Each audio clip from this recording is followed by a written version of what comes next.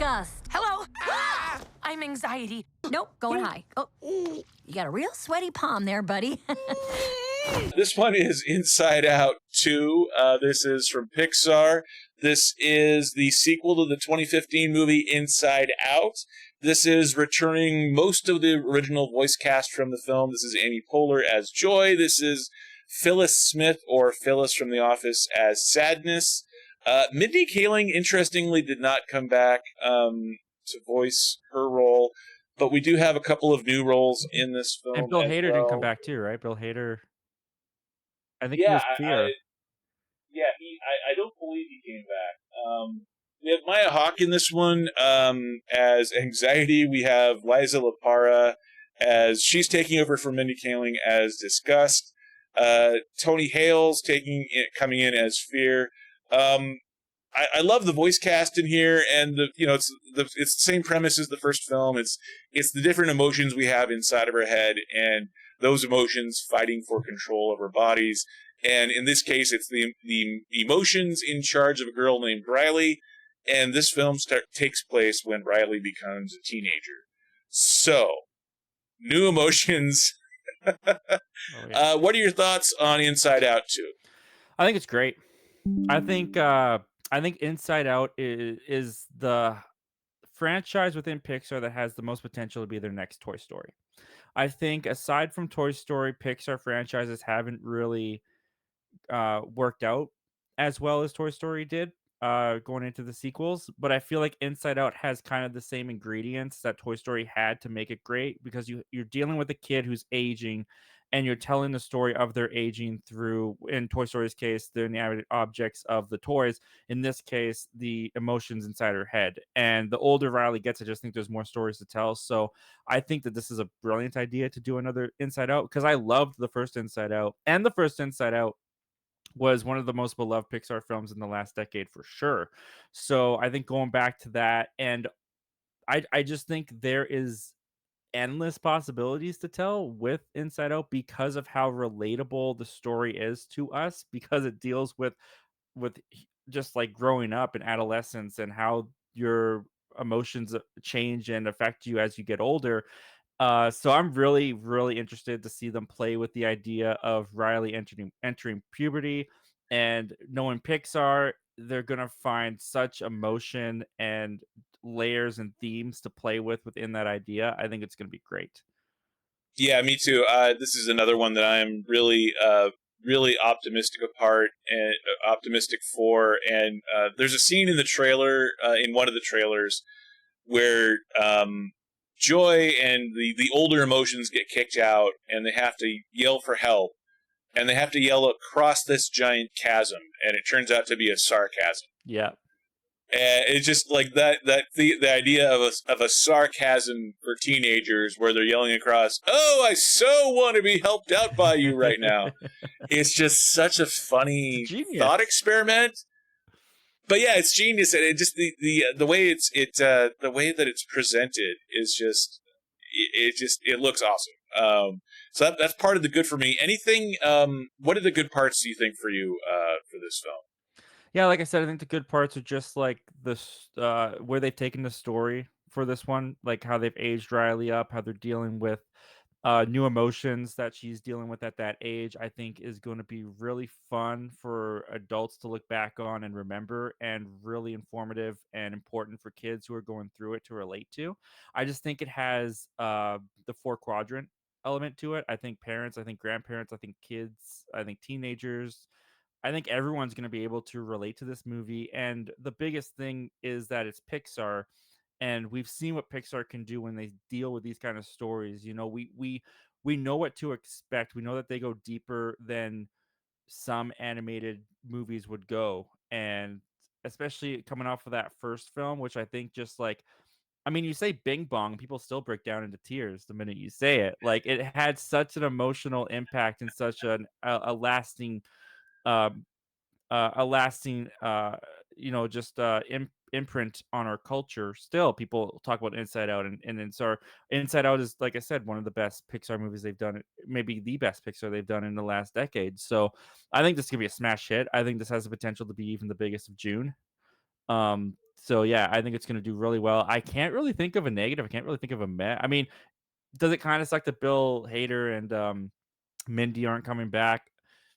I guess, but they're voice actors. You're really not gonna notice a difference. I don't think. You still have Amy Poehler coming in there. It all sounds the same. It all sounds like it fits with the original. I think it's gonna.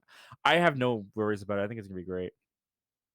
Yeah, me too. And for me, there's not really anything negative that I can come up with for a bad. And I echo that what you just said. The fact that Mindy Kaling's not back, it surprises me a little bit because, it's not like you have to be on set. You can go and record in studio at pretty much any time over a couple of year period. These Pixar movies take years to produce. So Yeah. that part does surprise me a little bit, just because, you know, when you're an actor and you can get voice work like a Pixar film and it's such a huge hit and everyone likes your role in it, it does surprise me that she wouldn't come back for the sequel or wasn't able to free up the time, or that, I mean, heck, we don't know. They could have potentially not invited her back. Honestly, we don't know. But Yeah. I did like her in the first film, so that would be like the biggest bad part. But yeah, I'm a huge. I think you also said it very well when you said this is one of the best Pixar movies of the last 10 years. It is highly memorable. The first film was highly memorable. It is a ton of fun, and I think Pixar has way more hits than misses. And of the last 10 years of the original Pixar movies that have come out that haven't been sequels, Yeah. for me, Inside Out was by far the biggest original first film that they've done in the series. So, I am really excited for this film. Is there anything that's a meh? Is there anything that's kind of like, it's, I see what you're going for there, but it's, yeah.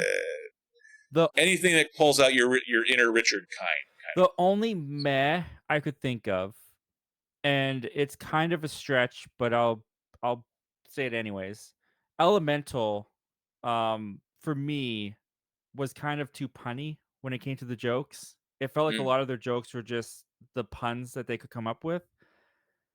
There hopefully won't be that humor in this movie where it's just kind of punny, but there was a couple things I can't remember off the top of my head like specifics, but I just remember in the trailer there was a couple things where I was like, that feels kind of elemental punny to me, which like very minor. Like I would say like 99% of the trailer I loved. It was just like a little element that's like hardly even worth bringing up because it's so unmemorable. But um, hopefully the movie won't fall into that for me because the elemental humor didn't really work for me all that much because I just found that it was just pun after pun for a majority of it, and I just feel like Pixar is usually smarter with their humor than that. So hopefully we don't get too much of that in this one. Yeah, it's a funny thing. Dad jokes Yeah, versus just puns, and I can't. I have a decent sense for comedy. I love comedy, but you're right. The dad joke of it all, the pun, the over reliance on puns of it all that we saw in Elementals. It's a little bit to me. I think the difference between Pixar and Disney, and yes, Disney owns Pixar, so in some ways they're one and the same company. But that is a really good point. Of yeah, there's something just more well developed about Pixar, and maybe it's because they spend years working on a script and Mhm. refining the script and the vocal the takes from their actors and the animation process. And it really is like the Tiffany's of all animation. But yeah, other than saying, well, they're just better at the puns and the dad, and to where it doesn't come across as a dad joke. Yeah, I agree 100%. I'm There's nothing that's a meh factor here.